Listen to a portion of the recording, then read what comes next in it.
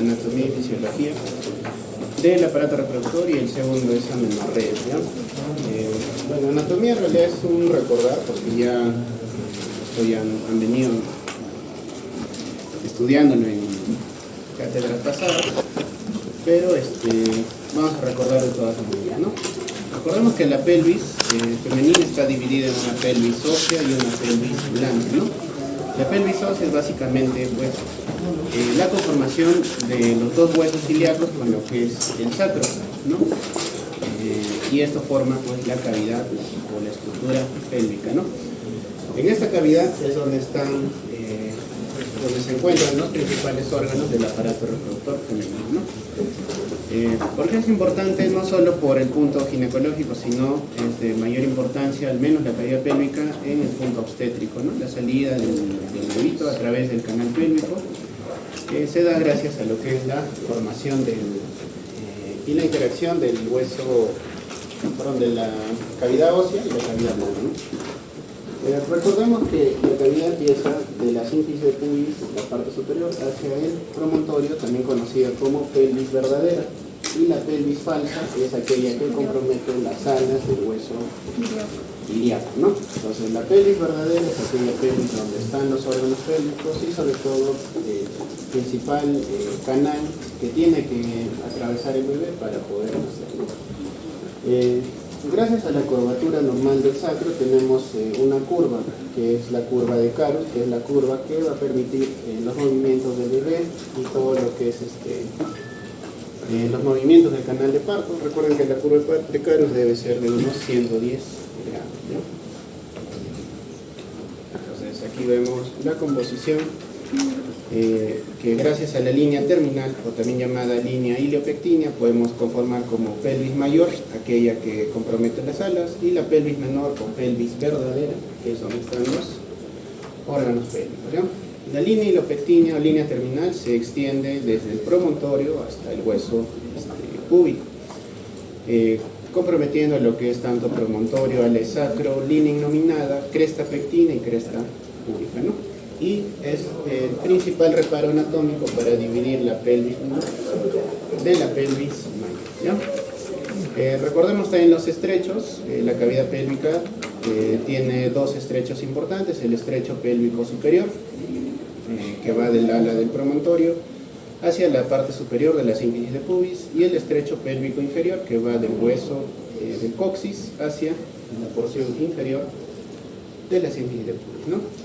Los tipos de pelvis ya lo recordamos en base a la clasificación de Caldwell y Molloy, ¿no? Que hicieron esta clasificación mediante radiografías pélvicas por allá por los años 60, y que determinan los tipos de pelvis más frecuentes, ¿no? Pelvis ginecoide, aquella pelvis que es apta para un parto normal; la pelvis androide, que tiene una composición más parecida a lo que es la pelvis masculina; la pelvis antropoide, que es la pelvis que tiene una forma de corazón; y la pelvis platipeloide, que también es conocida como pelvis estrecha, ¿no? Cuando hablamos de tipos de pelvis para un parto, ya sabemos que la ginecoide, apta para parto normal, y las otras tres son las llamadas pelvis estrechas, ¿no? Pero claramente la clasificación de Caldwell y Molloy pues, es en base a radiografías, o sea, no es una apreciación muy clínica, ¿no? O sea, no es de mucha utilidad al momento de determinar quién da parto normal, ¿no? Pero sí para estratificar tipos de pelvis, al menos para poder saber, ¿no? Todos los valores, bueno, ya los hemos visto, ¿no? Continuamos con lo que es ya un poco más de interés de la parte ginecológica, es la porción de la vulva, ¿no? Acá estamos viendo no solo vulva, sino la porción posterior o inferior, que sería el perineo, ¿no? El perineo está compuesto por un triángulo anterior y una parte posterior, ¿no? Entonces recuerden que toda la vulva está compuesta por varias capas, ¿no? Principalmente piel, fascia, y debajo de la fascia encontramos esto, que es el triángulo anterior del perineo.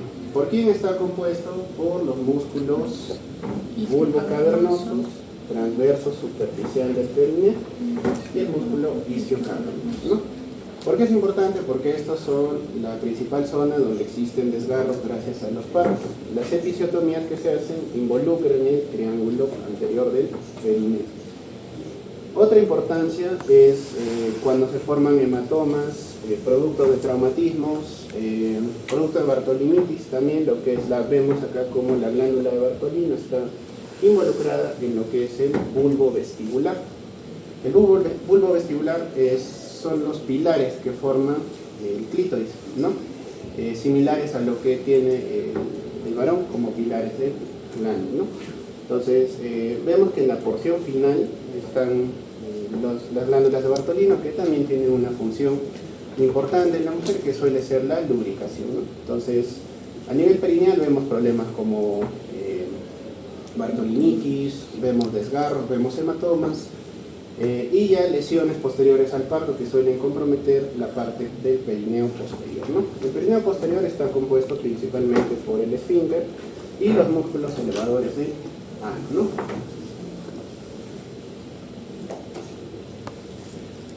Entonces, ¿quiénes componen el músculo elevador del ano? El músculo pubococcigio, el músculo puborectal y el músculo iliococcigio, ¿no?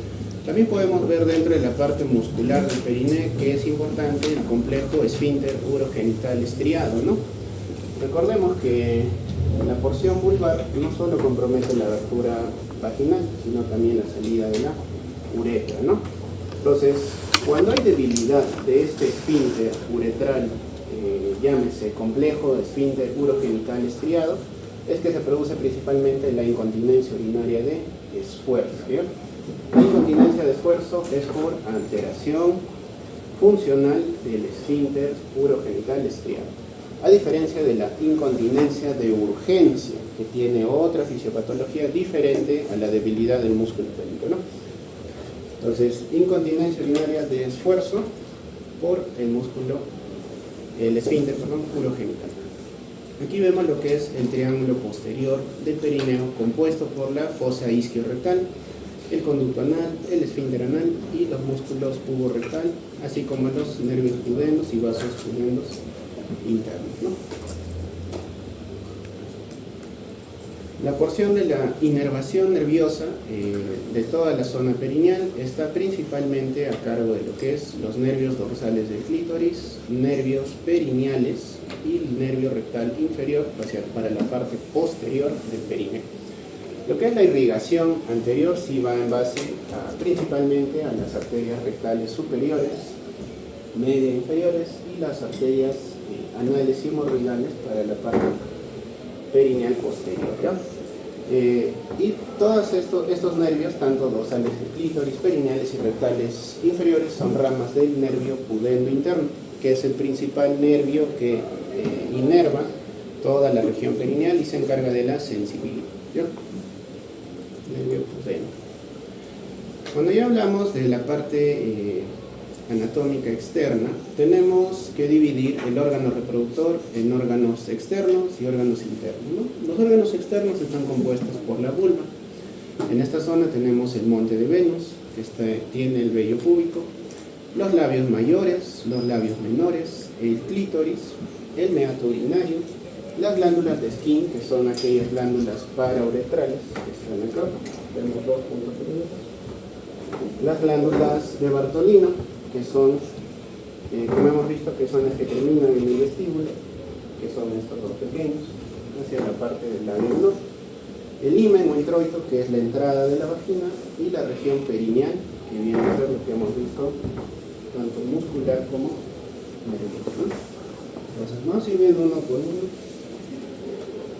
Los órganos genitales internos están compuestos ya por el aparato reproductor como tal. Tenemos en la vagina, el útero, las trompas del falopio y los ovarios. Entonces, la vulva es el conjunto de órganos genitales externos de la mujer. Ya hemos visto todo lo que involucra, desde el monte de Venus hasta la región perineal. El monte de Venus es aquella parte que está por encima de la sínfisis púbica y que es netamente tejido adiposo, ¿no? El tejido adiposo puede acumularse a veces en esta zona y puede generar algunas alteraciones anatómicas, ¿no?, de la paciente, principalmente con fines estéticos. Se puede hacer algún tipo de corrección. de monte de Venus, ya que esto es tejido adiposo netamente, ¿no? Se puede hacer liposucción, por ejemplo, de esa zona para generar una armonía de lo que es la zona vulvar, ¿no? Entonces, la importancia del monte de Venus es que es netamente tejido adiposo, está atravesada por los fascículos del ligamento suspensorio del clítoris, de los labios mayores y los ligamentos redondos, ¿no? La inervación es gracias a la arteria pudenda externa, y la inervación por los nervios ilioinguinal y génito, ¿no?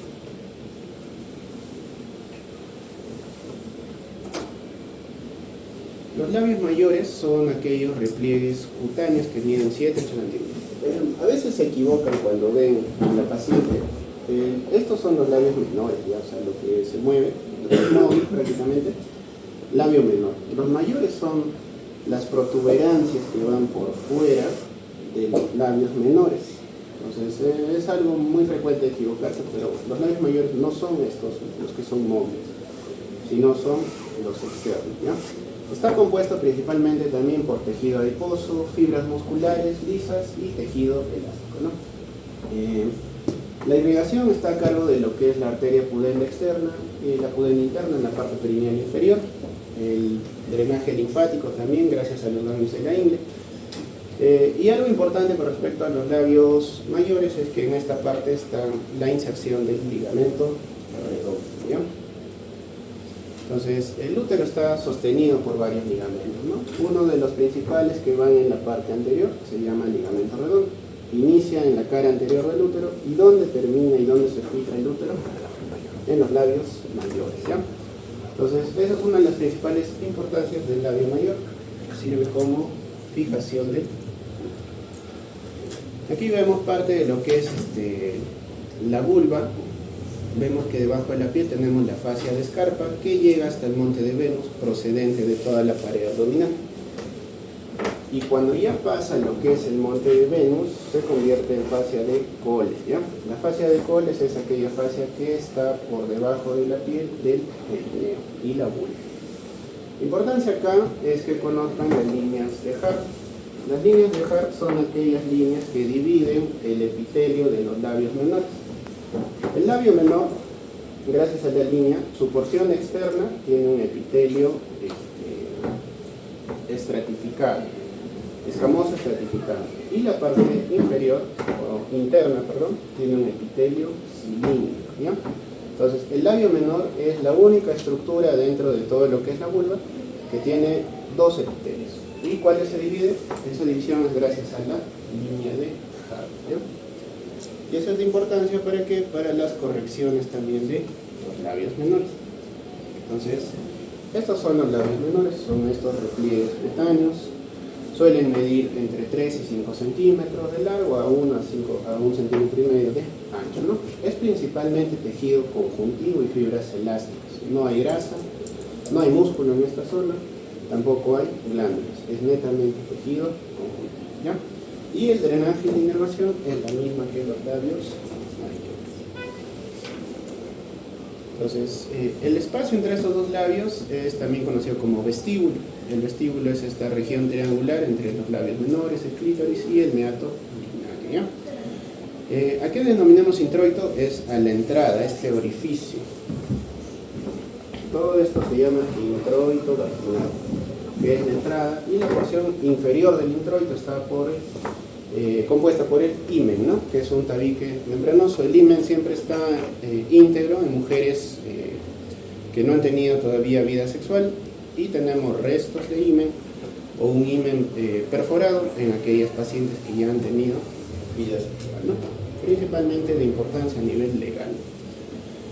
El órgano eréctil de la mujer es el clítoris, que es similar a lo que es el glande y el pene del varón, ¿no? Es un órgano cilíndrico que mide entre 6 y 7 centímetros de largo y tiene dos porciones. Tiene la porción libre y la porción que es oculta por el prepucio, ¿no? Sí vemos que el clítoris suele tener un capuchón pequeño, ¿no? De algunas pacientes es más grande, otros más pequeño. Esto ya es algo netamente pues anatómico, ¿no? De cada raza, entre comillas. Pero el glande del clítoris puede estar cubierto por el prepucio, pero vemos que el clítoris no es solo una pequeña parte, sino que se va hacia las partes internas y genera esto que se llaman los cuerpos cavernosos, ¿no?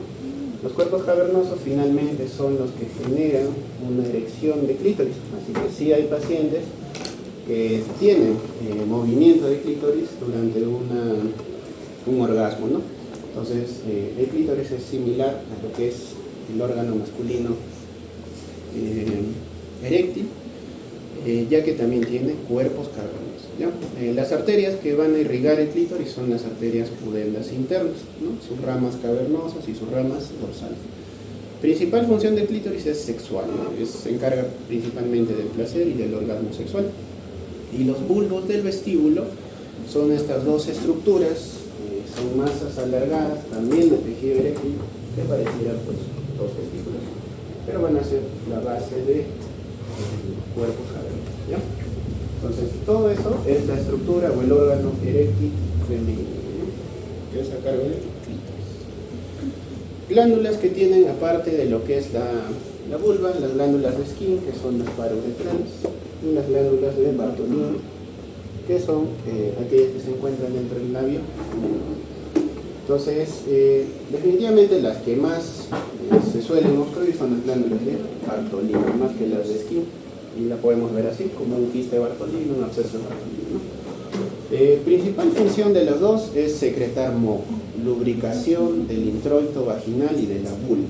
Entonces, ¿por qué se puede obstruir? Por infecciones, por mucho detritus en esta zona, humedad o sudor que genere algún tipo de obstrucción de esto, ¿no? Pero lo más frecuente suele ser infecciones vaginales, flujo vaginal a repetición, genera obstrucción de estas glándulas, ¿no? Entonces, todo eso compromete al órgano externo, que es la vulva, ¿no? Ahora vemos los órganos internos, tenemos la vagina, ¿no? La vagina es un conducto, es todo este conducto que va de vulva hacia el útero, ¿no? Suele tener una medida aproximada de 7 centímetros hasta unos 15 centímetros, depende de la raza. Suele tener tres capas: la capa serosa, que es tejido conjuntivo, la capa muscular, que tiene músculo liso, y la capa mucosa, que es la capa interna, ¿no? La capa mucosa suele tener un epitelio plano, estratificado, no queratinizado, y tejido conectivo laxo que está por debajo de la mucosa, y que está desprovista de glándulas, ¿ya? No hay glándulas a nivel de lo que es la vagina.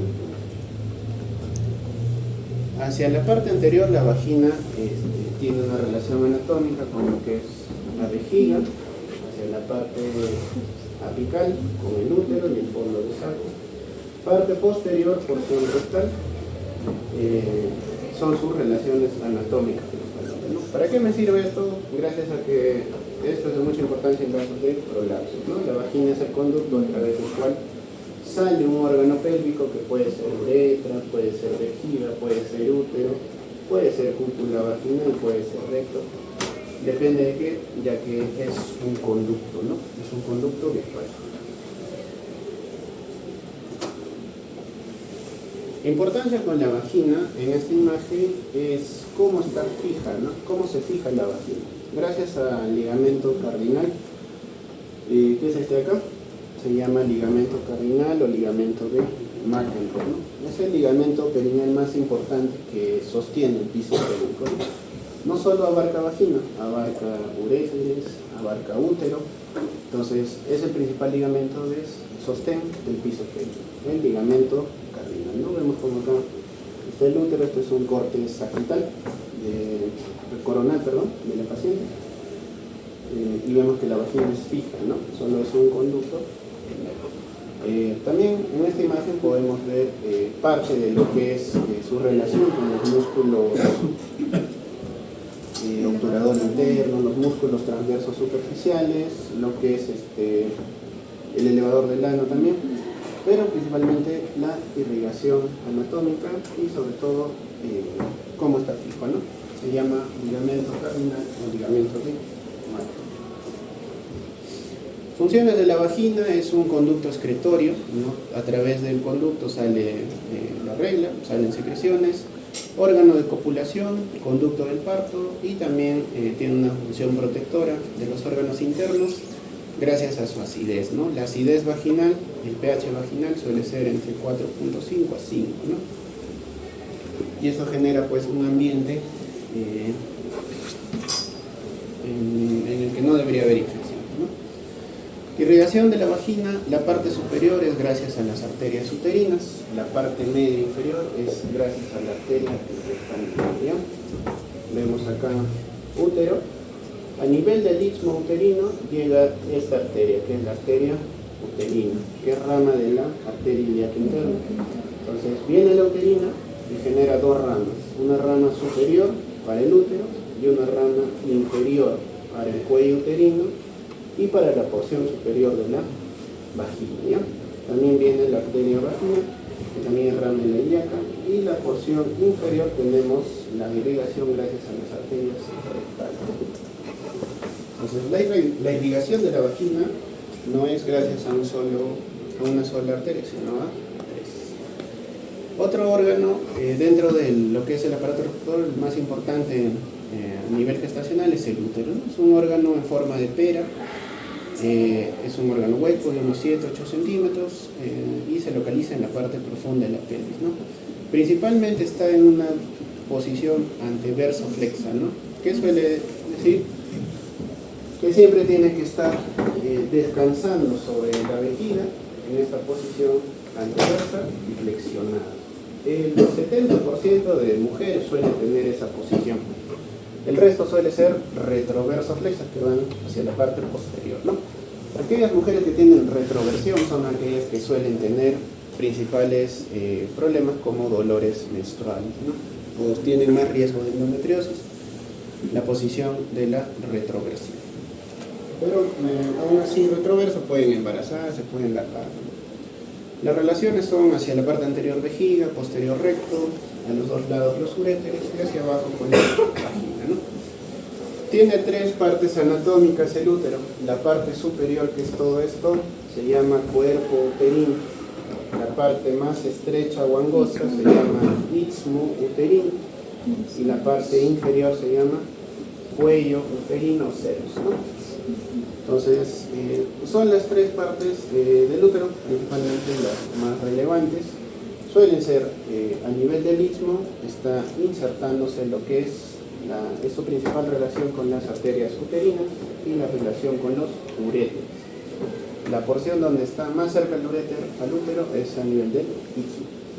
El cuello uterino ya sabemos que es de mucha importancia gracias a sus principales problemas, que es el cáncer, ¿no? El cáncer de cuello uterino es el cáncer más frecuente en el Perú, a nivel femenino, que causa mayor tipo de mortalidad.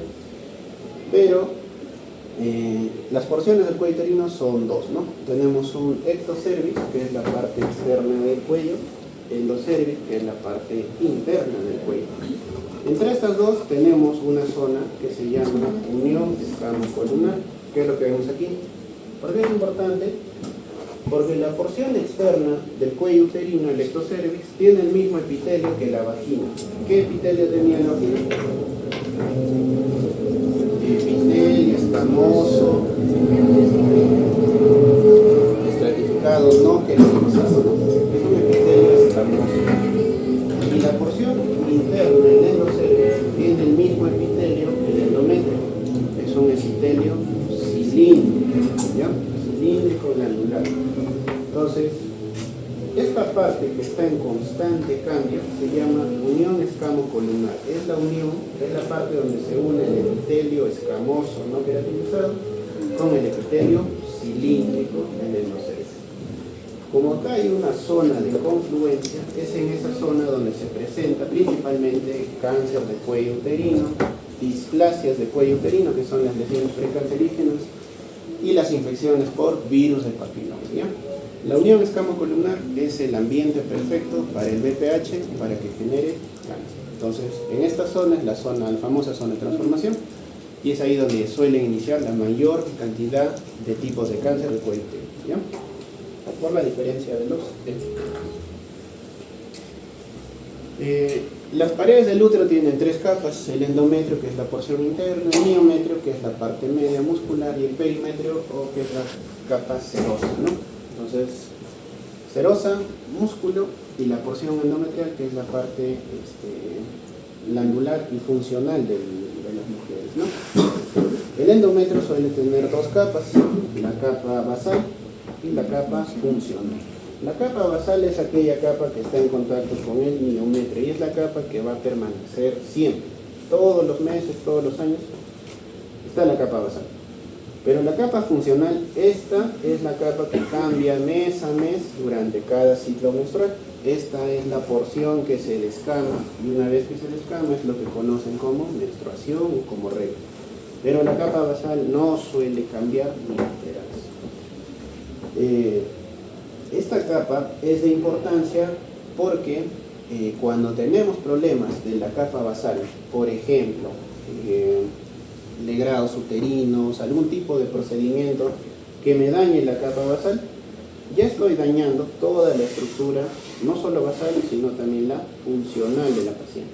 Y eso puede generar problemas como amenorreas crónicas o síndrome de Asherman, que es justamente aquellos pacientes en las que se ha dañado la capa basal, ¿no? Y eso que hace que genera adherencia, ¿no? Entre estas dos capas hay una membrana que se llama membrana de Nittavich. La membrana de Nittavich de principal importancia es en el punto obstétrico. Lo mismo sucede cuando tal vez no hay capa basal y está dañada la membrana y se embaraza, la placenta va a infiltrar a través de la membrana de Nittavich hacia el miometrio, ¿no? ¿Cómo se llama eso? Acletismo placental, ¿no? Entonces, las porciones del endometrio son importantes porque están en constante cambio durante todo el ciclo menstrual, pero la capa basal no debería dañarse, solo la capa funcional es aquella que... Los ligamentos que sostienen el útero tenemos, estos que parecen sus alas, se llama ligamento ancho, también conocido como parametrios, ¿no? Los ligamentos anchos son aquellos que contienen vasos uterinos, vasos ováricos, vasos tubáricos, ¿no? Es el principal sostén hacia ambos lados. Pero tenemos otros ligamentos. Este es el ligamento útero-ovárico, ¿no? Ligamento útero-ovárico. La porción anterior del útero, que sale, lo que habíamos visto, el ligamento redondo, que inicia en la parte anterior y llega hasta los labios mayores. La parte interior del útero está fija gracias a tres ligamentos. El ligamento cardinal o de McEnroe, que es el más importante, los ligamentos úterosacros y los ligamentos cervicales, ¿no? La irrigación del útero está a cargo principalmente de la arteria uterina. Entonces, la uterina es rama directa de la arteria ilíaca interna. Se inserta el istmo, ya les mencioné. Porción superior irriga todo cuerpo istmo. Porción inferior irriga cuello uterino y vagina. La arteria uterina llega a ser una anastomosis con la arteria ovárica, que es rama de la aorta. ¿Y dónde está todo este plexo? El ligamento ancho, ¿no? Y genera este plexo para irrigar arteria tubárica, arteria ovárica y la porción superior del útero. Ya hablando a nivel funcional, la arteria uterina finalmente va a dar ramas que van a penetrar el miometrio y el endometrio, ¿no? La primera rama es la arteria arcuata, que es esta línea que vemos aquí. La arcuata va a dar ramas radiales, esta va a dar ramas basales y la basal finalmente va a generar las arterias espirales, ¿no? Las espirales son las arterias que irrigan el endometrio basal y funcional, ¿no?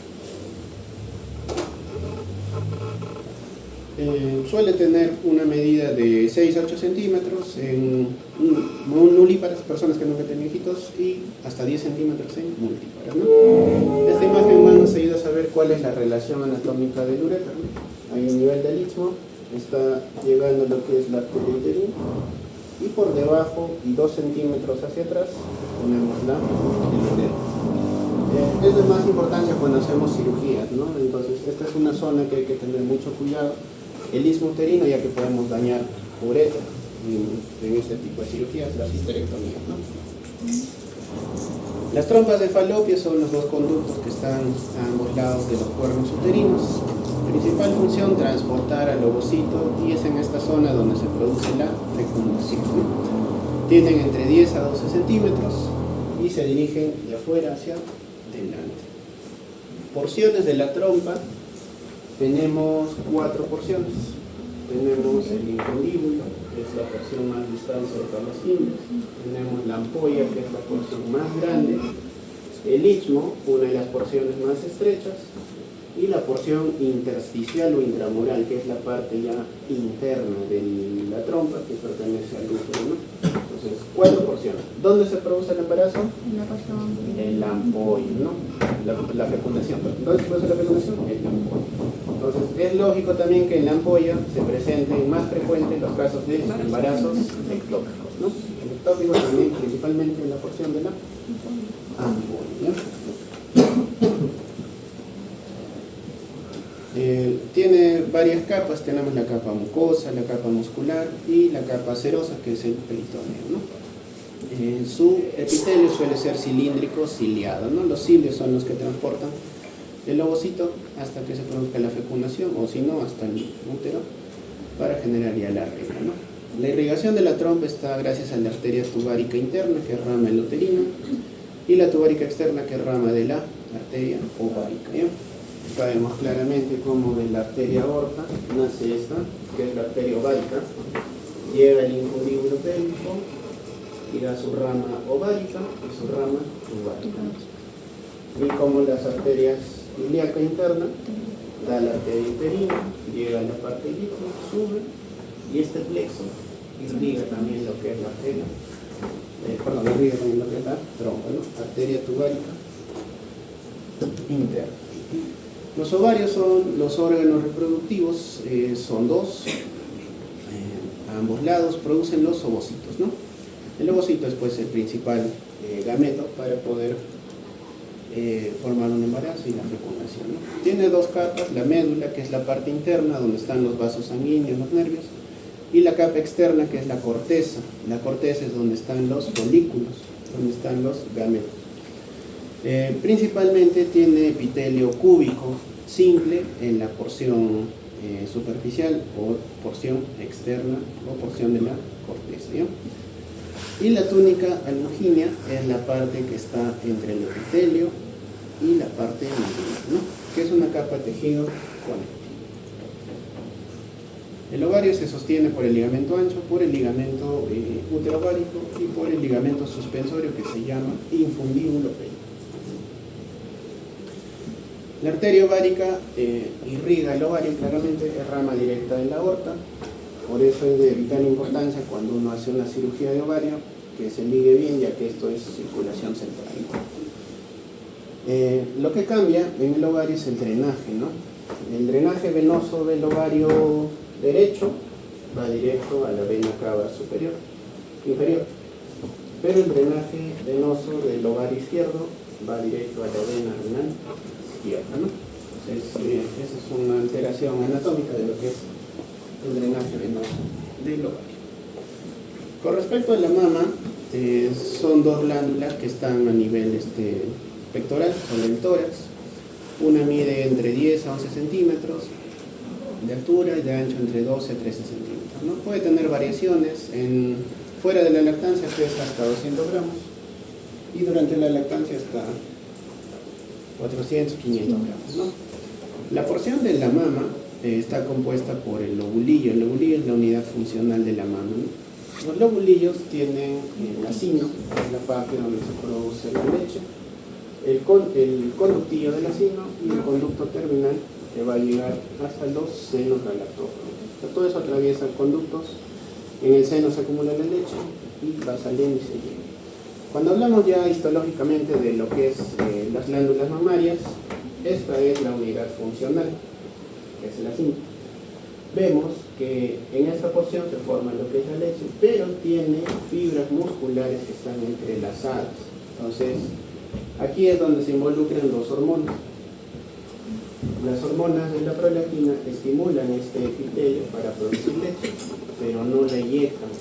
¿Quiénes eyectan? La oxitocina genera contracción de estas fibras musculares y eso es lo que se encarga de la eyección. Prolactina produce, eyección, oxitocina. Y ambas llegan a lo que es el conducto galáctico. Así funciona lo que es la lactancia, ¿no? De igual manera vemos los lóbulos, esto es claramente histológicamente pequeñito, pero lo importante es que cada acino está envuelto por fibras mioepiteliales, ¿no? La irrigación de la mama está principalmente mediada por lo que es la arteria torácica interna, las torácicas laterales y las arterias intercostales posteriores.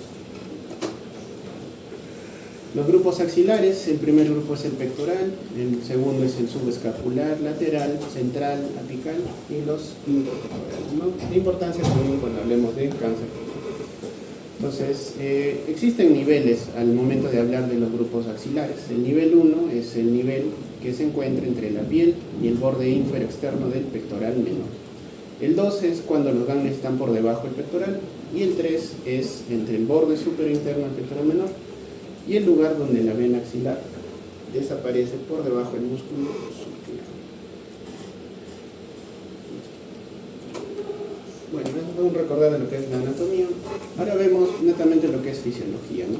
La fisiología del ciclo menstrual es importante para poder conocer no solo el tratamiento, sino cómo funcionan muchas patologías ginecológicas, ¿no?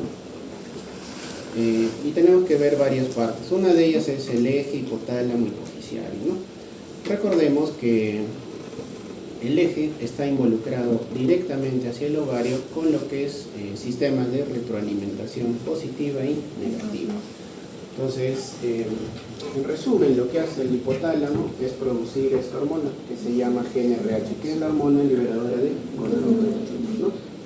A nivel de lo que es la hipófisis anterior, esa GnRH estimula la producción de las gonadotropinas, que son la LH y la FSH, ¿no? La hormona luteinizante y la hormona foliculosa. Estas dos tienen función netamente ¿dónde? En el ovario, ¿no?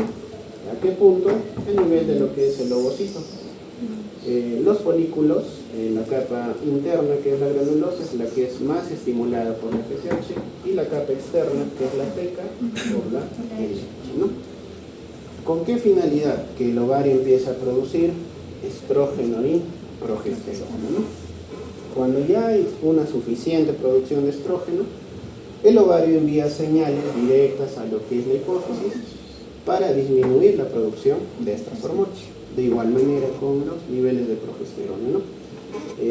Y también los niveles de estrógeno también generan un feedback negativo con lo que es los niveles de GnRH, ¿no? Entonces, el eje hipotálamo hipoficiario es este, ¿no? Acá vemos un resumen de lo que es el ciclo, no solo en eje, sino que recordemos que hay un ciclo endometrial y hay un ciclo ovárico, ¿no?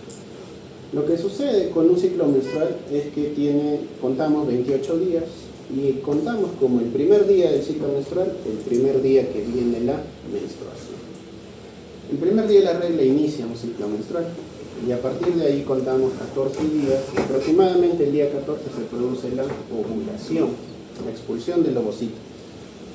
Y de ahí hasta la nueva regla se conforma la segunda fase endometrial. La primera fase se llama fase proliferativa, fase estrogénica, y la segunda fase se llama fase lútea o fase secretoria, ¿no? Vemos que en la primera fase la principal hormona ovárica mediadora es el estrógeno, el estradiol, y la segunda fase es la progesterona. Vemos también que al inicio del ciclo menstrual, ya hablando de las hormonas pituitarias, como hay una elevación de la hormona folículo estimulante y su relación principal con lo que es el estrógeno, ¿no? Vemos que la hormona luteinizante se produce unas horas antes de lo que es la ovulación y esa es su principal función, y una elevación de la temperatura corporal gracias a lo que es la ovulación y los niveles de progesterona, ¿no? Entonces vamos a ir viendo poco a poco esto. Acá también vemos lo mismo, ¿no? Como hay estimulación del ovario con la producción del 17 beta estradiol, que es el estrógeno de mujer en edad fértil, y que genera pues el feedback tanto positivo como negativo, ¿no? Cuando hay bajos niveles de estrógeno, ¿qué es lo que pasará? Estimulará más la producción de gonadotropinas. Cuando hay mucho nivel, disminuirá la producción de gonadotropinas, ¿no? Y vemos acá cómo varía lo que es la secreción de las hormonas. vemos que la FSH al inicio del ciclo menstrual va iniciando elevándose un poco y a la vez está elevándose el estrógeno, ¿no? Pero la primera mitad del ciclo, pues netamente de progesterona no hay, pero estrógenos. Este pico de estrógeno al final va a generar el pico de LH cercano a la ovulación, ¿no? Una vez que hubo ovulación, los niveles de estrógeno descienden levemente porque también desciende el FSH, pero al ya haber ovulado y formado el cuerpo lúteo, los niveles de progesterona van a empezar a aumentar, ¿no? La disminución brusca de la progesterona es lo que genera la menstruación eventualmente. Acá vemos lo que es la parte endometrial, ¿no? La capa basal y la capa funcional, que es aquella capa que se va a estimular y va a crecer durante el ciclo menstrual, ¿no? Entonces, algo que debemos recordar es que desde la primera fase, que es la proliferativa, como dice su nombre, las glándulas están proliferando, están creciendo, están aumentando en número, más no en la fase secretora. No, acá no hay crecimiento de las células, sino hay engrosamiento endometrial. Es decir, acá crecen, se van formando el número, pero acá se edematizan estas células, estas glándulas, crecen mucho más visiblemente que esta parte, pero no es que está creciendo en número, no se está hiperplasiando, sino que está edematizando, o sea, genera un estímulo tipo hipertrofia, ¿no? Por este motivo es que la fase secretora, esta función de edema de lo que es el endometrio, está mediada por la progesterona, ¿no? ¿Por qué se edematiza? Para favorecer la implantación de un posible embrioncito. En lo que es el ciclo ovárico vemos que una mujer nace con distintos tipos de folículos primordiales, ¿no? ¿Qué son estos? Cuando hacemos un corte de lo que es histológico, de lo que es el ovario, vemos todos los folículos primordiales que tiene. Pero no se van a ovular todos, se ovula uno durante un solo ciclo menstrual. Entonces vemos que está el cambio entre un folículo primordial y un folículo maduro que está a punto de ovularse, ¿no? Está el folículo, el ovocito, pero está rodeado totalmente de sus capas, ¿no? La capa interna, granulosa, capa externa, la teca, el antro folicular, que está lleno de líquido, que es justo antes de que se produzca la ovulación. Entonces, acá vemos parte de lo que es los cambios durante el ciclo ovárico, ¿no? Mes a mes vemos que los folículos primordiales se van a ir estimulando poco a poco, ¿no? Pero suele pasar aproximadamente 200 días para que uno de estos folículos primordiales llegue al estadio de folículo maduro y finalmente se ovule. Entonces, estos folículos primordiales, pues después de todo este estímulo durante 200 días, recién van a ovularse, ¿no? Entonces, pasa por diferentes estadios: primordial, folículo primario, secundario, terciario. El terciario maduro es aquel llamado también folículo de Graf, que es el preovulatorio. Una vez que se ovula, sale el ovocito y esta zona, que es la capa del folículo, se forma el luteiniz, ¿no? Se pone amarillo, se forma el cuerpo lúteo. El cuerpo lúteo mantiene un embarazo y si no se produce se va atrofiando igual hasta un cuerpo adulto, ¿no? E inicia un nuevo ciclo ovárico. Entonces, todo esto va de la mano de las hormonas que hemos visto, del crecimiento del endometrio, es parte del ciclo menstrual. Lo que vemos acá principalmente es para que sepan cómo son las células de la granulosa y células de la teca. Entonces, no se olviden que la teca es externa, la granulosa es interna. ¿Por qué es importante esto? Por la función de cada una de ellas. Las células de la granulosa tienen una enzima que se llama aromatasa. Y las células de la teca tienen receptores principalmente para LH. A diferencia de la granulosa, que vemos que tiene receptores para FSH. Entonces, la LH estimula a la teca y la FSH estimula a la granulosa, la parte interna. ¿De qué se encarga la teca? De reclutar andrógenos, testosterona, ¿De dónde coge la testosterona? De los niveles de colesterol del paciente. Entonces, ese colesterol se convierte en andrógeno, en testosterona. ¿Y dónde se almacena? En la teca. ¿Qué hace la FSH? Estimula la actividad aromatasa. Hace que esa testosterona de la teca pase a la granulosa y la convierte en estrógeno o estradiol, ¿no? La principal función de la aromatasa es convertir andrógenos en estrógeno. Y el estrógeno pues es la principal hormona femenina. ¿Dónde se produce todo esto? A nivel del ovario.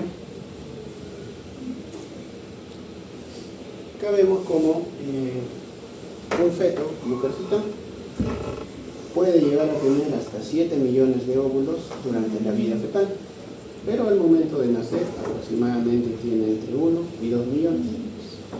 Pero vemos cómo cambia el número de óvulos que tiene hasta lo que es la edad adulta, ¿no? Aquí vemos las ovogonias, que es en un feto de 4 meses. Al 7º mes, ovocitos primarios un poco crecidos, y al momento del nacimiento, ovocitos primarios en reposo, ¿no? Entonces, todo esto viene ya desde la vida fetal. Como vemos, dentro del útero, pues un feto femenino puede tener hasta 7 millones de óvulos. Durante el nacimiento, entre 1 y 2 millones. Al momento de la pubertad va a llegar con 300.000 a 400.000 óvulos, pero durante toda su vida fértil solo va a ovular 400 o 500 veces. Va a tener 400 a 500 reglas. Y después de la menopausia quedarán óvulos, sí, pero son los residuales atróficos, ¿no? Entonces vemos cómo es el cambio, ¿no?, de óvulos de una mujer desde el momento de la gestación hasta el periodo de pubertad y menopausia. Entonces vemos acá que la folículogénesis has nacido con un cierto número de folículos primordiales, pero ¿cuántos de ellos van a llegar a ovularse? Solo 400. ¿En qué periodo genera esta maduración? Este folículo primordial a primario, a secundario, a terciario temprano y a terciario tardío, folículo de Graf, aproximadamente 200 días, ¿no? O sea, para que una produzca una ovulación, ha tenido que prepararse ese ovario por 200 días para que salga un óvulo, ¿no? Entonces, sí es importante en realidad la foliculogénesis. Vemos que tal vez los principales cambios dentro de lo que es la anatomía del folículo primordial, primario y secundario es el tamaño del antro, ¿no? Vemos que acá es un antro pequeño, pero acá ya empieza a haber crecimiento tanto de la teca como de la granulosa, ¿no? Y cuando ya empieza el ciclo menstrual como tal, es cuando empieza a diferenciarse el antro mucho más, lo que genera una diferenciación clara de células granulosas y tecas, ¿no? Entonces, pasan muchos días para que recién se pueda generar la ovulación, ¿no? Lo mismo, ¿no? Folículos primordiales. Todo este reclutamiento inicial pues se produce hasta en un lapso de 200 días, pero a partir de un ciclo menstrual, en 14 días un folículo antral puede llegar a ovularse, a crecer, ¿no?, o a creciarse, porque no todos llegan a ovularse, ¿no? Entonces acá vemos igual fotografías de lo que es un folículo al inicio del pico de LH y abajo previo a la ovulación, ¿no? Vemos que está lleno. ¿Cómo se produce en realidad lo que es la ovulación? En otras palabras, la LH abre canales en lo que es la pared del folículo para permitir que ingrese más agua. Ingresa más agua al antro y esto es similar a un globo. Más agua se rompe. Por algún lado se va a romper y va a generar la expulsión de ovocito, ¿no? Entonces hay un edema dentro del antro para generar la ovulación. Y eso es gracias al LH. Una función importantísima de la LH, sin que ninguno de nosotros estaría acá, es el reinicio de la meiosis. Recordemos que las células terminales en la mujer es el óvulo, ¿no?, el ovocito. Y en el varón son los espermatozoides, son los gametos. Nosotros tenemos cromosomas diploides, ¿no? Tenemos pares de cromosomas.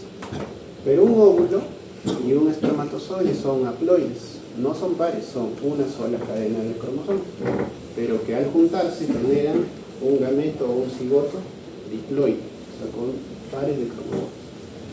Pero para que se produzca la fecundación, es decir, que se una el ADN del varón con el femenino, tuvo que haberse reiniciado la meiosis.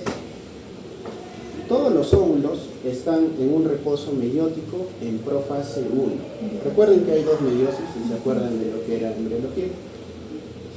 La primera fase, que es el primer reposo meiótico, se da desde el momento del nacimiento hasta la pubertad, ¿no? En la pubertad, con el inicio de las reglas, se reinicia esa meiosis 1 y se lleva a una meiosis 2, porque la meiosis 2 es la única que puede ser fecundada por un espermatozoide, por un gameto haploide. Entonces, ¿quién se encarga mes a mes de reiniciar esa meiosis, de llevarla de profase 1 a llevarla a un estadio de metafase 2? Es la LH. Ese pico de LH que hay genera un estímulo de reinicio de meiosis. ¿A través de qué? De la rompe lo que es los gap, las uniones gap, y permite el descenso de lo que es el AMP ciclo. Disminuye el AMP y genera un reinicio nuevo de meiosis hasta llevarlo al periodo de metafase 2 después de haber expulsado el cuerpo polar. Y en periodo de metafase 2 ya puede ser fecundado por un espermatozoide, por un gameto haploide, ¿no? Y de esta forma pues se forma un huevo y estamos todos nosotros, ¿no? Entonces, una función importantísima de la LH es justamente el reinicio de la meiosis, ¿ya? Acá vemos un resumen de lo que es el ciclo ovárico. Recordemos cuánto ha tenido que pasar para llegar a este folículo primario y que en 14 días se demasiza hasta formar un folículo maduro una vez que hubo la ovulación, cuerpo lúteo, y se produce la progesterona. Otras hormonas que se producen a nivel ovárico, tenemos la activina, que estimula la secreción de FSH, y tenemos la inhibina, que inhibe la secreción de GnRH, ¿no? Son dos hormonas que están involucradas en lo que es el feedback negativo con el eje hipotálamo hipofisiario, ¿no? Entonces, en forma de resumen, lo que hemos visto del ciclo, todo esto está involucrado, ¿no? Vimos ya cómo va el crecimiento folicular hasta la ovulación, pero todo inicia el primer día del ciclo menstrual de la regla. Se va elevando el FSH, estimula el crecimiento de todos los folículos y los folículos están produciendo estrógeno, ¿no? Por eso empieza a elevarse el estrógeno. Notamos aquí que hay un pequeño descenso de FSH y este descenso lo que hace es seleccionar a un folículo dominante. Y vemos que ese folículo dominante por sí solo eleva los niveles de estrógeno hasta llegar a un pico. El pico de estrógeno estimula el pico de LH, que se produce de 24 a 36 horas antes de la ovulación. Es un pico bimodal. La primera estimulación suele durar 24, la otra 2 horas. Este pico de LH genera la ovulación, reinicia la meiosis, lo que ya habíamos visto, y la formación del cuerpo lúteo. El cuerpo lúteo va a generar estos niveles de progesterona también. Y si no se produce un embarazo, no va a haber quien mantenga ese cuerpo lúteo. Por ende, la progesterona tiende a caer bruscamente. Este descenso brusco de progesterona es lo que genera que se descame el endometrio y se produzca un nuevo ciclo menstrual, una nueva menstruación. Y se reinicia todo este ciclo mes a mes hasta que se produzca un embarazo, ¿no? Entonces el eje, en resumen, compromete todo. Esto ya es de los tipos de hormona. Voy a avanzar un poquito. Lo del reinicio de meiosis. Acá algo importante es que con respecto al estrógeno, ¿no? Recordemos que el estrógeno más importante en la mujer es el estradiol. Este es el estrógeno de mujeres en edad fértil. Toda mujer que está viendo la regla está produciendo principalmente estradiol. Pero tenemos otros dos tipos de estrógeno. La estrona, que es el E1, es el estrógeno de más baja potencia, el que lo tienen principalmente las mujeres con menopausia, ¿ya? Estrona, menopausia. Y el estriol, que es un estrógeno de acción intermedia, entre comillas, es el estrógeno de las gestantes, ¿ya? Entonces, si esto es de menopausia, gestante y mujer fértil, ¿dónde se produce el estradiol? En el ovario. ¿Dónde se produce la estrona?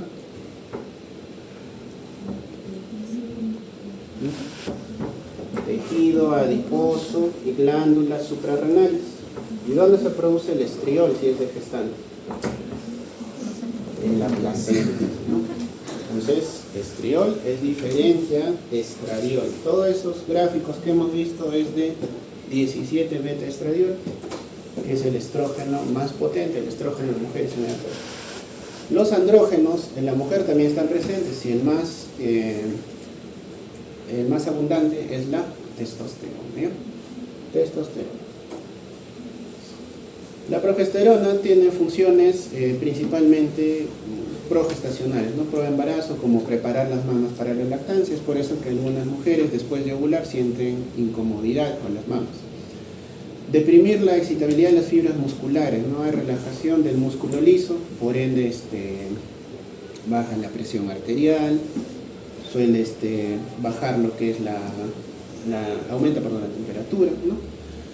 Aumenta el metabolismo, la temperatura corporal, aumenta la viscosidad del moco cervical, esto generando un tapón mucoso estéril para el bebito, y relaja las fibras musculares del aparato digestivo y ureteral, ¿no?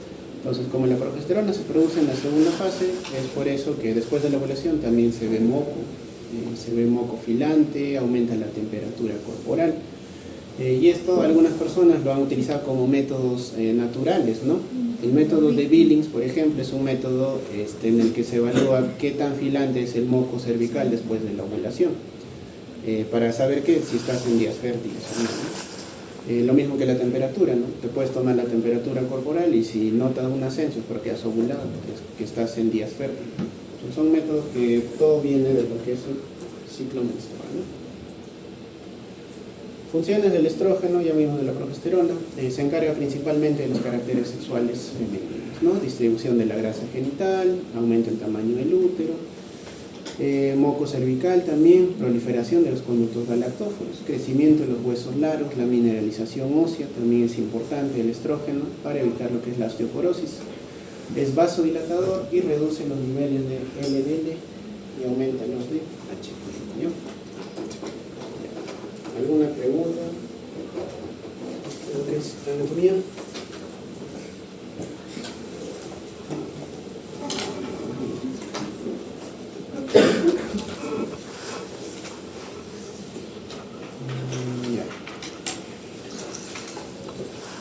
Vemos rápidamente lo que es amenorrea.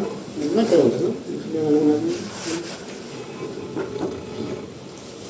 La amenorrea es básicamente la ausencia de la regla, ¿no? Es ya un motivo de consulta muy frecuente en lo que es la consulta ginecológica, ¿no? Se define como la ausencia temporal o permanente de la menstruación. Hay varias formas de definir amenorrea y varias clasificaciones. Una de ellas es esta, ¿no? Tenemos una amenorrea fisiológica, es decir, por cambios normales dentro del cuerpo.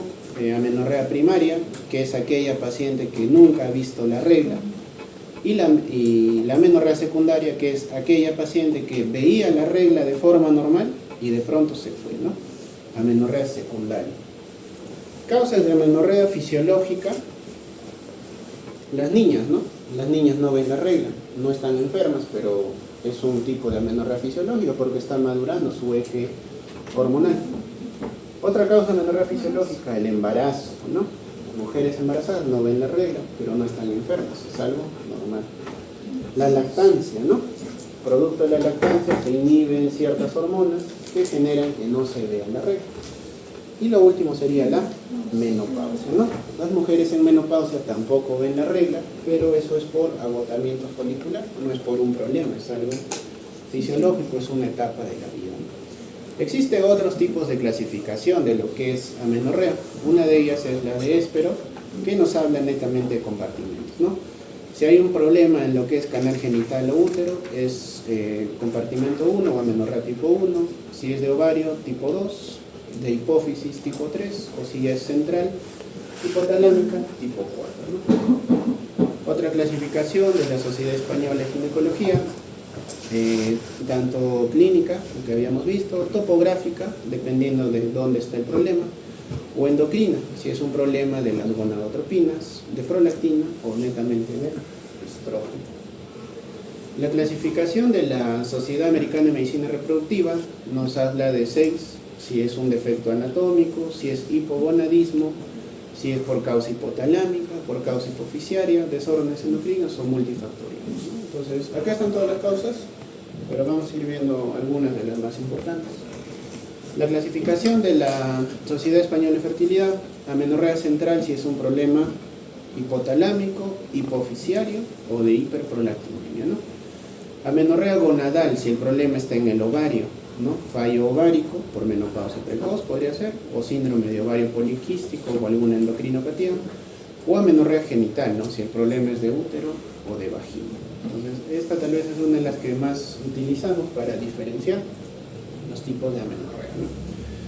¿Y de dónde nace todo? Nuevamente lo que ya habíamos hablado hace un rato, que es el eje hipotálamo, hipoficiario, ovárico, ¿no? Entonces, como recordaron, el hipotálamo produce GnRH. ¿Quiénes pueden actuar sobre la producción de GnRH?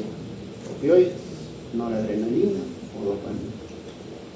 La GnRH, ¿qué es lo que va a hacer finalmente? Estimular a la parte anterior de la hipófisis, que es donde se produce FSH, LH y prolactina, ¿no? Alteraciones a nivel de las gonadotropinas de la prolactina también causan problemas de amenorrea. ¿Y qué es lo que hace las gonadotropinas? Estimulan al ovario para producir estradiol y progesterona, ¿no? Estos dos tienen funciones dentro de lo que es el endometrio, y los cambios de estrógeno y progesterona que hemos visto desencadenan finalmente la menstruación. Ahora ya sabemos que todo esto genera un feedback negativo y positivo a lo que es tanto la hipófisis como el hipotálamo, gracias a lo mismo estrógeno, progesterona y a las activinas o inhibinas que impiden la secreción de ciertas hormonas, ¿no? Entonces, el eje es importante para saber lo que veíamos, ¿no? Oye, si alguien no ve la regla, ¿dónde está el problema? ¿Estará a nivel ovárico, uterino, hipoficiario o hipotalámico, ¿no? Entonces, la diferenciación en realidad de cada una de ellas es lo que tenemos que aprender el día de hoy. Entonces, vamos a empezar por la amenorrea primaria, que es, no es muy frecuente, honestamente, pero cuando se ve, pues sí suelen haber casos interesantes, ¿no? Amenorrea primaria es la ausencia de la primera menstruación a los 14 años, si es que no hay caracteres sexuales secundarios, o a los 16 años, si tiene caracteres sexuales secundarios presentes. ¿Qué significa eso? Que si físicamente no se ve femenina o tiene un fenotipo que no me parece a mí pues de una mujer normal, a los 14 años ya debería estar viendo la regla. Pero si físicamente tiene botones mamarios, glándulas mamarias, tiene vello púbico, ¿no? Caracteres presentes, podemos esperar hasta los 16 años. Eso es lo que significa, y esto es algo que se tiene que explicar a los padres, porque cuando vienen por amenorrea primaria no viene la paciente sola, siempre viene con su mamá, con su papá. Entonces, 14 años sin caracteres, 16 años con caracteres, ¿ya? Lo normal es que la mayoría de mujeres menstruen a los 12, 13, 14 años. Eso es normal, pero algunas pueden llegar hasta los 16 años y también están dentro de lo normal.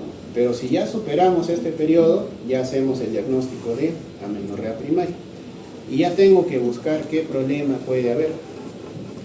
Causas más frecuentes de amenorrea primaria: cuando hay desarrollo mamario, agenesias mullerianas a la cabeza o síndrome de insensibilidad a los andrógenos, que es el síndrome de Morris. Podemos tener otro tipo de anomalías anatómicas como septo vaginal, himen imperforado, retraso constitucional.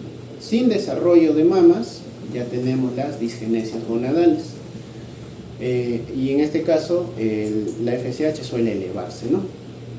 Disgenesia gonadal quiere decir que hay un problema con las gónadas, es decir, no funcionan bien las gónadas, no funciona el ovario, Entonces, si no funciona el ovario, ¿qué es lo que está pensando la hipófisis?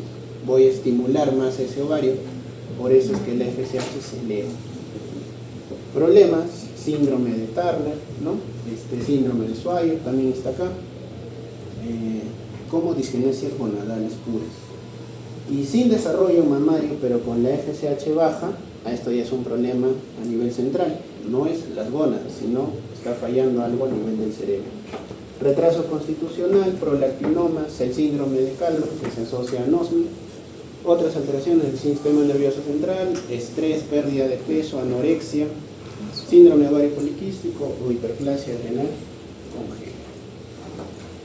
¿Cuál es la causa más frecuente de amenorrea primaria? Es el síndrome de Turner, las disgenesias gonadales, ¿ya? Síndrome de Turner. La segunda causa más frecuente de amenorrea primaria, las anomalías mullerianas. Y de las anomalías mullerianas a la cabeza, el síndrome de Mayer, Rokitansky, Kuster-Hauser, ¿no? El síndrome de Rokitansky. Tercera causa más frecuente, síndrome de insensibilidad a los andrógenos o síndrome de Moore, ¿ya? Entonces vamos a ir viendo estos tres que son los más importantes, pero recuerden ese orden porque les va a ayudar, ¿no? Entonces, ¿a qué determino yo? Pues que venga alguien y me diga, oye, ¿tiene caracteres sexuales o no tiene caracteres? A esto, ¿no? Telarquia, formación del botón mamario, ¿no? ¿A qué edad debería formarse el botón mamario? Entre los 9 y 11 años. Adrenarquia, formación del vello púbico. ¿A qué edad debería formarse? Entre los 9 y 11 años, ¿no? Y esto ya conocemos como los estadios de Turner, ¿no? Estadios de 1, 2, 3, 4, depende de qué tanto está el botón mamario, se ha formado el complejo areola-pezón, ya vemos pigmentación y una glándula mamaria adulta, ¿no? Lo mismo con lo que es el vello púbico. La menarquia debe producirse entre 12 y 14 años de forma regular, pero ya hemos visto hasta qué edad se puede esperar, ¿no? Características de adulto, Turner 5, entre 13 y 16 años, ¿no? Entonces, ¿cuáles son las causas más frecuentes? Ya lo hemos visto, con caracteres sexuales secundarios, primeritos, agenesia mulleriana, con hipogonadismo hipogonadotrófico, 40% de los casos, 46X o 45X que es síndrome Turner, ¿no? Vamos uno por uno. Entonces, cuando tengo una amenorrea veo, ¿no? Primero diferencia. ¿Cómo está? ¿Tiene caracteres sexuales secundarios? Posiblemente sea una anomalía mulleriana, como Rokitansky, o que tenga un síndrome de Moore, sin sensibilidad a los andrógenos, o que tenga algo anatómico, ¿no? Que el himen sea incorporado, que tenga un septo vaginal. Pero si físicamente no la veo pues femenina, o tal vez la veo muy niña, ¿no? Como las Turner que son talla baja, le hago un estudio de FSH. ¿Cómo está el FSH? ¿Está muy alta? Es una disgenesia gonadal.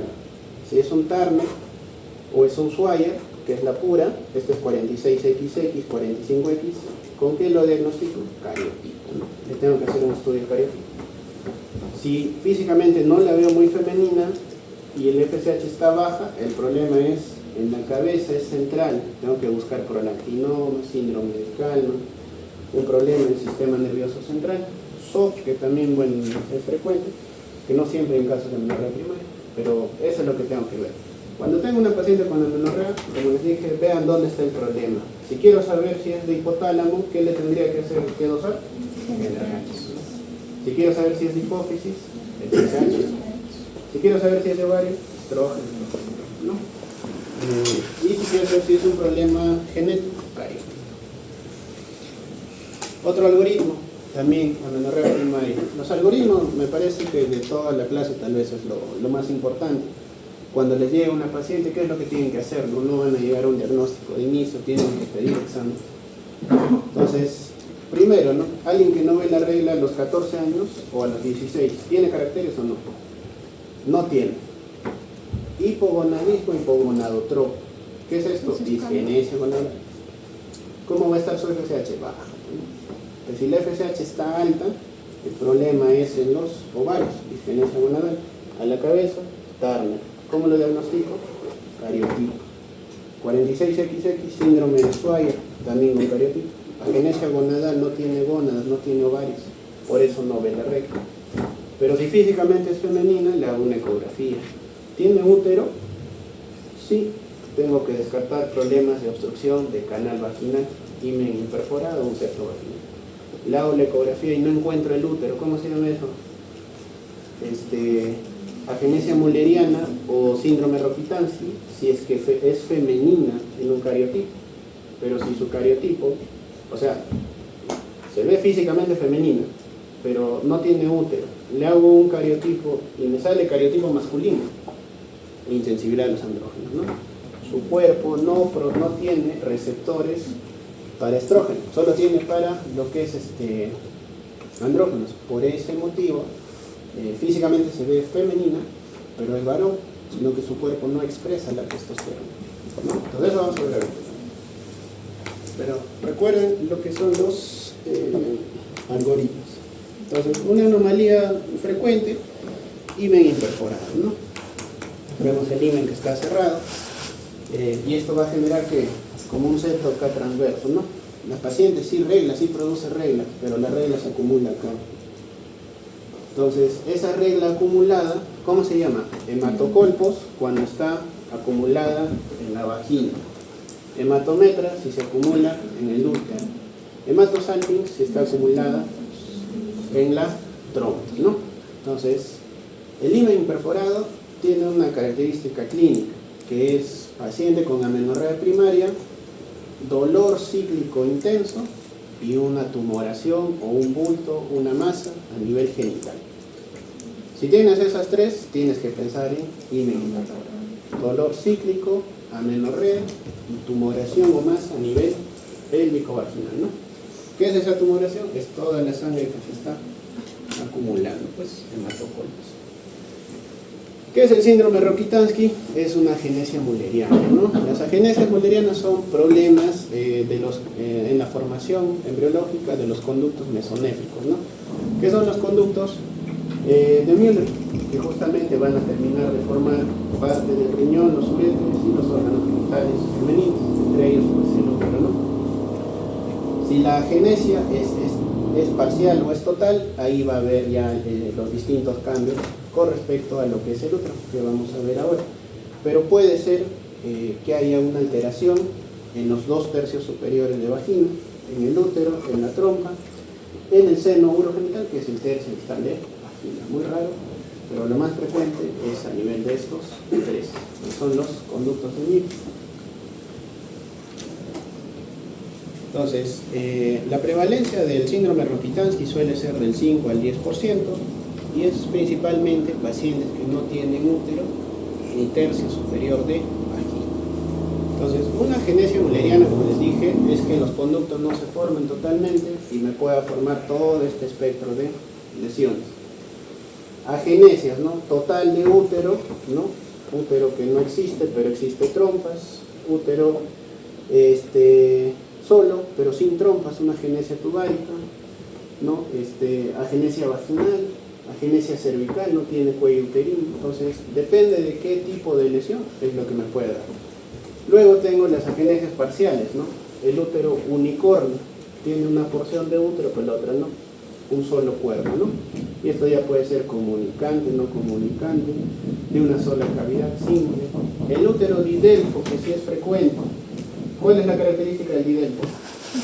Dos úteros y dos cuellos uterinos. Dos úteros, dos cuellos, didelfo. Doctor, tiene dos úteros, pero un solo cuello. ¿Cómo se llama? Bicornio, no es didelfo. La diferencia ahí está en los números de cuellos.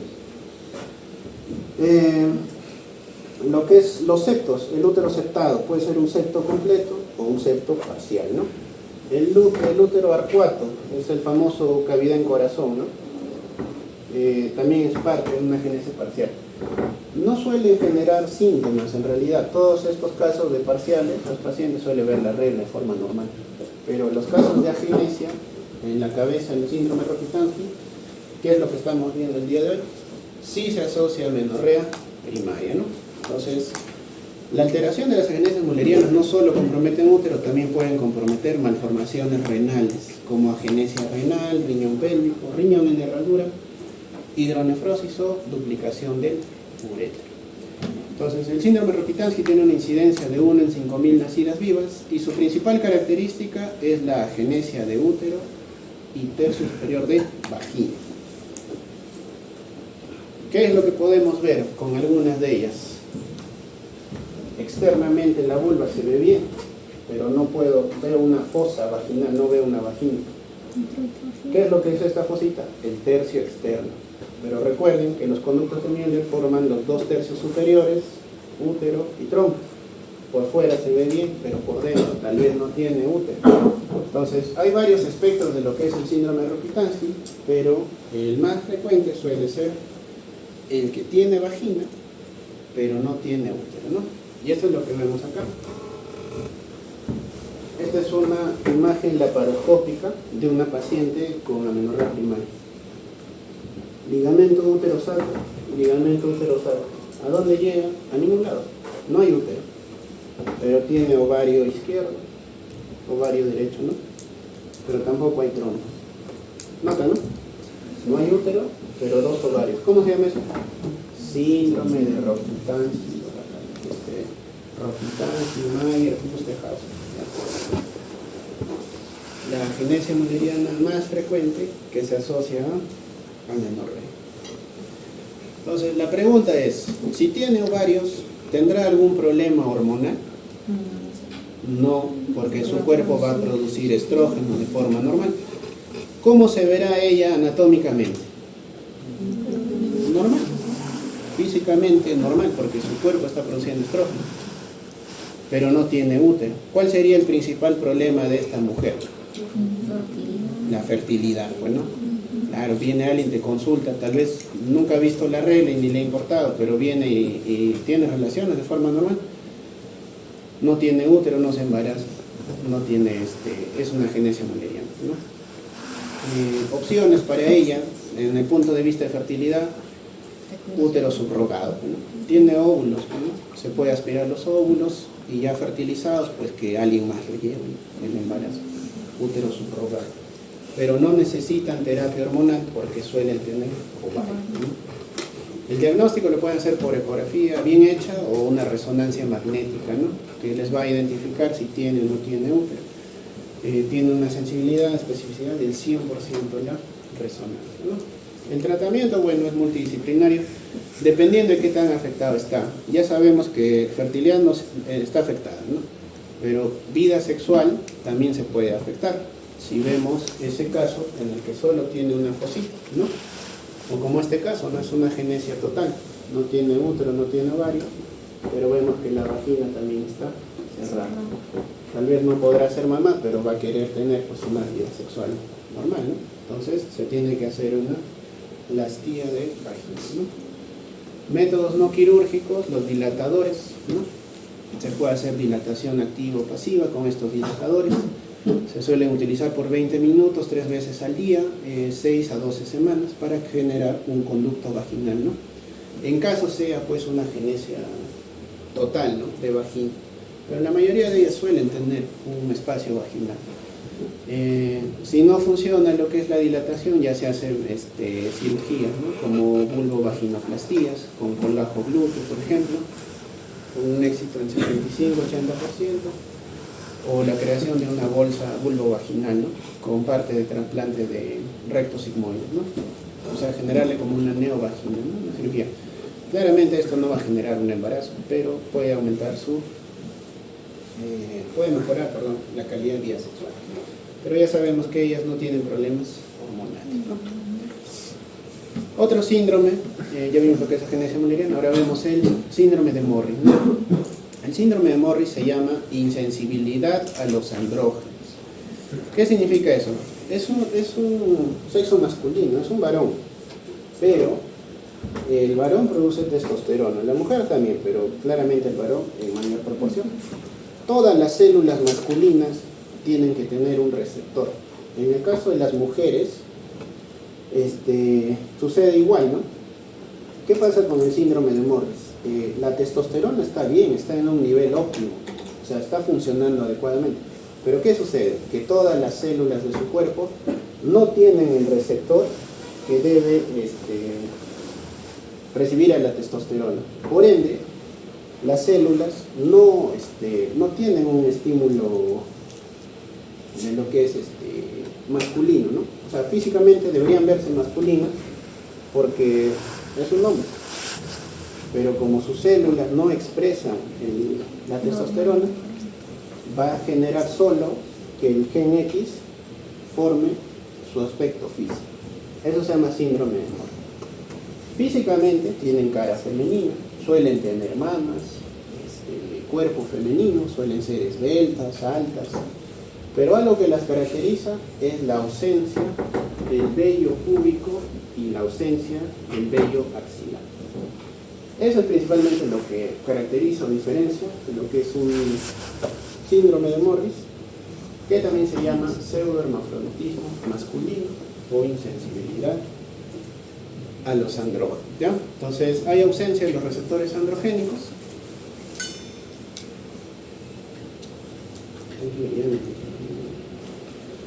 Entonces hay ausencia de los receptores androgénicos, pero su característica física, ausencia de vello púbico, acuérdense, es lo principal.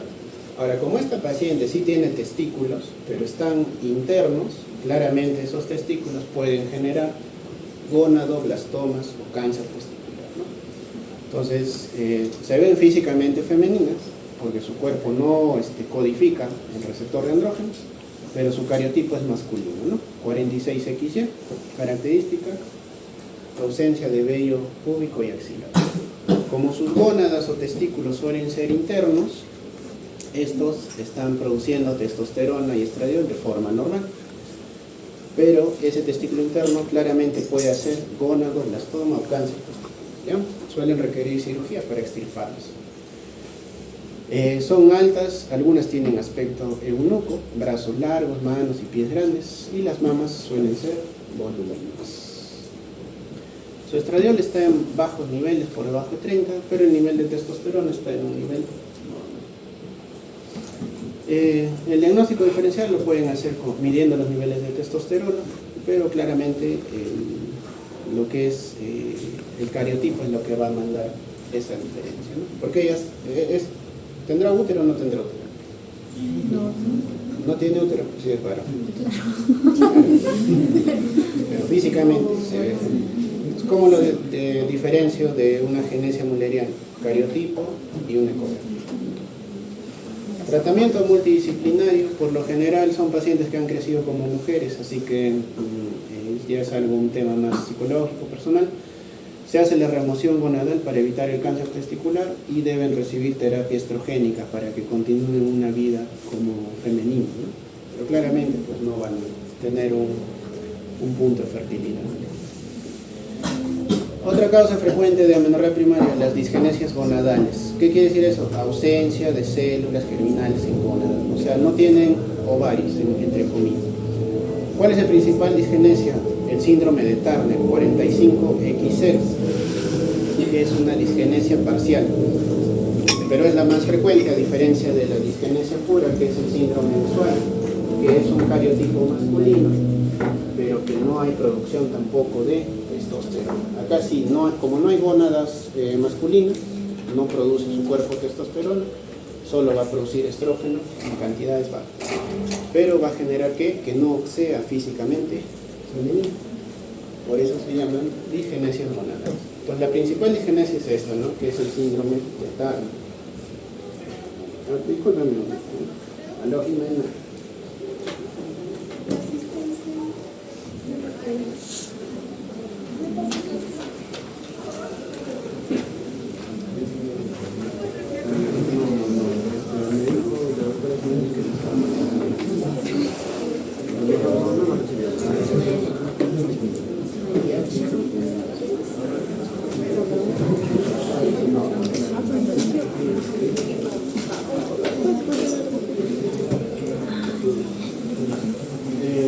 Síndrome de Turner. Entonces, principal causa de amenorrea primaria, disgenesia gonadal, porque no hay gónadas, ¿no? ¿Cómo lo diagnostico con esto? Que se llama cariotipo. ¿Cuántos pares de cromosomas debemos tener? 23 pares. Acá hay 23 cromosomas, pero acá el cromosoma X no tiene su par. Esto es un 45X0, ¿no? Que es el principal genotipo de lo que es el síndrome de Turner. También puede haber Turner 46XX, pero lo más frecuente es el 45X0. ¿Cómo son los Turner? Talla baja, cuello membranoso, tiene el cuello grande, tiene paladar ojival, tienen micrognatia, mentón corto, pueden tener anomalías cardíacas, principalmente coartación de aorta, anomalías a nivel renal, hidronefrosis, riñón en herradura o riñón poliquístico, y desórdenes autoinmunes como tiroiditis o enfermedad de Addison. Pero tal vez la característica principal es que son de talla baja y el cuello alado, ¿no? Que se llama pterygium coli, cuello ancho, cuello corto y grande. Tienen una incidencia igual de gonadoblastomas de un 12%, ya que sus gónadas son muy pequeñitas, ¿no? ¿Qué es lo que se suele afectar en una paciente con Turner? A nivel de ojos puede tener tos y sepicanto, oídos puede tener deformación de pabellón auricular, a nivel de boca, micrognatia, paladar ojival. A nivel de piel suelen tener linfedemas, nevus, displasias. El cuello claramente es uno de los que más se afectan, cuello corto, ancho, cuello alado. El tórax puede ser en escudo, pezones umbilicados. A nivel del esqueleto tiene un cúbito valgo, acortamiento del cuarto metacarpiano. Suelen tener estenosis aórtica, válvula aórtica bicúspida o aneurisma aórtico, ¿no? Coartación de aorta. A nivel de riñón, malformaciones renales, aplasia renal, fallo gonadal y talla baja dentro del útero. Osteoporosis carpiana, acortamiento del cuarto metacarpiano es algo crítico, ¿no? El diagnóstico, ¿cómo lo hacemos? Cariotipo, siempre para confirmarlo. Y el tratamiento, ¿cuál será? Es multidisciplinario, ¿no? Claramente viene a consulta conmigo porque no ve la regla, entonces tendría que darle por reemplazo hormonal para que su cuerpo estimule la producción de estrógenos, ¿no? Y mejorar alguno de los que son los aspectos femeninos, pero a la vez tiene otros problemas, ¿no? Entonces tiene que manejarlo el pediatra, endocrinólogo, genetista, cardiólogo, nefrólogo, otorrino, cirujanos, oftalmólogos, psicólogos, ¿no? Entonces es un tratamiento multidisciplinario, ¿no? Tiene problemas de fertilidad, por supuesto, pacientes con talla baja. Ya hablando de lo que es ginecología, una de las principales causas de aborto es el Turner en realidad, ¿no? Pero las pacientes con Turner, o sea, si yo tengo un bebito Turner en mi barriga, los Turner son los que más se abortan. Se suelen abortar un montón. Pero si un Turner logra pasar las 12 semanas, tienen una vida larga, viven hasta los 50, 60 años. Entonces, algunos con muchos problemas, otros con pocos, ya depende de qué tanto esté afectado. Pero ¿qué tenemos que hacer nosotros? Tratar el hipogonadismo, que es justamente la amenorrea, tratar lo que es los caracteres sexuales, ¿no? ¿Cómo hacemos eso? Dándole etinilestradiol, estrógeno oral, de 10 a 20 nanogramos por kilo por día. Y se va aumentando la dosis gradualmente por 3 a 6 meses, ¿no?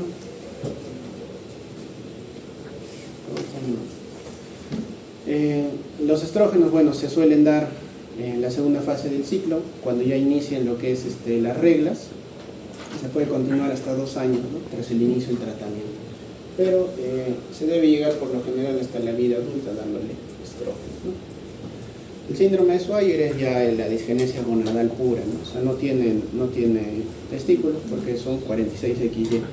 Ausencia de caracteres, útero pequeño, talla alta o ausencia total de los óvulos, ¿ya? Entonces, esos son las amenorreas primarias con FSH alto. Con FSH bajo ya tenemos lo que son los pseudohermafroditismos femeninos, que ya es un problema más que todo de la formación de los andrógenos, ¿no? Hay una exposición excesiva de andrógenos al feto. Entonces, sí es femenina, 46XX, pero produce tantos andrógenos que el clítoris se hipertrofia y genera también amenorreas, ¿no? Otra causa de amenorrea primaria ya central, el prolactinoma, ¿no? Un tumor a nivel de la hipófisis estimula la elevación de prolactina. ¿Y qué hace la prolactina? Inhibe directamente a la GnRH. Como baja la GnRH, bajan las gonadotropinas y esto genera anovulación y amenorrea, ¿no? Otra causa que se asocia a lo mismo, una amenorrea tipo central, estrés, el estrés intenso, la pérdida de peso, la anorexia nerviosa, ¿no? Pacientes con anorexia, la obesidad y el ejercicio intenso, ¿no? Deportistas de alto rendimiento suelen también cursar con amenorreas, ¿no? Por una inhibición a nivel central. El síndrome de Kallmann, pues característica es que se asocia a anosmia, ¿no? Por una atrofia de la corteza olfatoria y hay un defecto congénito de la producción de GnRH. Entonces, el algoritmo igual de amenorrea primaria, les dejo, como les dije, importantísimo que lo revisen porque la edad es importante, pero ya se han dado cuenta más o menos, tienen que pedir ecografía, dosaje de FSH y dosaje de cariótipo, ¿no? Para saber qué tipo de paciente. Amenorrea secundaria, ¿no? Es una paciente que ya veía la regla, pero de pronto se fue. ¿A qué le llamo? No le llamo al retraso menstrual, le llamo a aquella paciente que ha dejado de ver la regla por 3 ciclos, o por 90 días, o 3 meses, ¿no? Principalmente si era una mujer de forma regular. Si era irregular, puede ser hasta 6 meses que no vea la regla, ya eso considera una retraso. Pero no suele ser tanto el retraso menstrual. Claramente las causas de amenorrea secundaria van a depender de, igual, lo que habíamos visto, es un problema anatómico, es un problema central, es un problema útero, ovárico, ¿no? Con causas centrales tenemos lo que es también anorexia, alteración hipotalámica, la anovulación crónica, que ya es más frecuente en este caso, el síndrome de ovario poliquístico, el hipotiroidismo, síndrome de Cushing, tumores a nivel de la pituitaria, el síndrome de Sheehan, que es la necrosis de la hipófisis postparto por hemorragias masivas, falla gonadal, cariotipos anormales, prolactinas altas, síndrome de Asherman cuando ya es algo anatómico y causas hiperandrogénicas, ¿no? Tumores de ovarios o a nivel suprarrenal. Entonces, ¿cómo diferencio algunas de ellas? Principalmente FSH, prolactina, estudio anatómico con ecografía y dosaje andrógeno, ¿no? Entonces, si tengo mi FSH baja o normal, el problema es central, es acá arriba. Entonces tengo que descartar que sea por anorexia, por bajo peso, por un problema hipotálamo o por problema de hipófisis, ¿no? Si la FSH está alta es porque es un problema ovárico, ¿no? En la cabeza, insuficiencia ovárica primaria, que es la menopausia precoz, ¿no? Antes de los 40 años, un dosaje de FSH está por encima de 40, ya, menopausia precoz o insuficiencia ovárica primaria, ¿no? Niveles de prolactina altas, descartar prolactinoma siempre y cuando sea muy elevado. Síndrome de Asherman, tumor ovárico o síndrome ovario poliquístico. Acá vemos las causas principales. Más que todo esto es ya algo más repetitivo, pero causa principal, hiperprolactinemia, ¿ya? ¿Por qué se puede elevar la prolactina? Problemas hepáticos, problemas de riñón, síndrome de Stein-Leventhal, que es también el ovario poliquístico, problemas de pared torácica anterior, medicamentos como antidepresivos, anticonvulsivantes, antipsicóticos, anticolinérgicos, antihistamínicos, bloqueadores dopaminérgicos pueden causar que se eleve la prolactina. Pero si tengo un nivel de prolactina por encima de 100, estoy en la obligación de descartar un prolactino. Entonces, si viene una paciente que dejó de ver la regla y por ahí que te dice tengo un poco de secreción láctea, claro, posiblemente sea un problema de prolactina, ¿no? Entonces, si mi valor está entre 20 y 100, tal vez es por un problema hepático, un nivel de estrés también que la haya elevado, puedo tratarlo. Pero si su prolactina está más de 100, tienen que pedirle una resonancia de ciatura, tienen que descartar prolactina, sobre todo en casos de prolactinas muy altas, ¿sí? ¿Cuál es el tratamiento de la hiperprolactinemia? Agonistas dopaminérgicos, bromocriptina, a dosis de 2.5 por día, o cabergolina, ¿no? 0.25, puedes darle 2 veces por semana o 1 vez por semana, por 3 semanas. Y con eso haces una corrección. Cuando tengo el FSH alta, ¿qué es lo que hago? Insuficiencia ovárica primaria, menopausia precoz, ¿no? Antes de los 40 años, ¿qué es lo que va a sentir? Síntomas menopáusicos, ¿no? Aparte de dejar de ver la regla, va a sentir bochorno, sofoco, calor, cambios de humor, atrofia vaginal, sequedad vaginal, entonces el tratamiento suele ser reemplazo hormonal, ¿no? También puedo descartar otras causas, ¿no? Fallo ovárico precoz, como foritis autoinmune, radioterapias también que pueden dañar los ovarios, síndrome de Savage o factores ya iatrogénicos que les decía, ¿no? Radioterapia, quimioterapia o oferectomía, ¿no? Si tienes una paciente que tiene quiste de ovario y no sé, por ahí alguien le ha sacado los 2 ovarios, pues con 30 años obviamente va a empezar con menorrea, ¿no? Causas anatómicas, el síndrome de Asherman, ¿no? Cuando se hacen legrados muy repetitivos, ¿no? O un legrado mal hecho en zonas pues, de dudosa procedencia, dañan la capa basal del endometrio y se forma adherencias dentro del sineques uterinos, adherencias, que al final, ¿qué van a hacer?